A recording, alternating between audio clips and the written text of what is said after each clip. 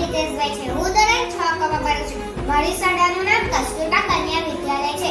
મારો વિષય છે ઉત્સવના પર્યાવરણ બચાવ. તેમાં મેં ભાગ લીધો છે અને સ્કૂલ દ્વારાથી છાણ અને માટીની મૂર્તિ મળી છે, જેને મેં સ્ટોન અને કલરના ઉપયોગથી બનાવી છે. આપણને ખબર છે કે દેશના ઘણા બધા વ્યક્તિઓ પીઓપીની મૂર્તિ લાવે છે. જ્યારે વિસર્જનનો સમય આવે છે ત્યારે બધા જળમાં પધરાવે છે.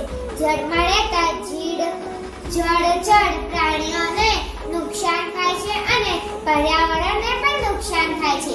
અમે જે બોક્સમાં મૂર્તિ આપેલી તે બોક્સમાં ચકલીનો માળો બનાવી, જેમાં ચકલી રહી શકે. મારું થીમનું નામ છે પ્રવૃત્તિ. પ્રવૃત્તિમાં ઘણી બધી વસ્તુઓ છે, પણ મેં આમાં ફક્ત ને ફક્ત કાપડનો જ ઉપયોગ કર્યો છે. મેં આમાં કોઈ પણ પ્લાસ્ટિકનો ઉપયોગ કર્યો નથી. આ મને વિચારનારી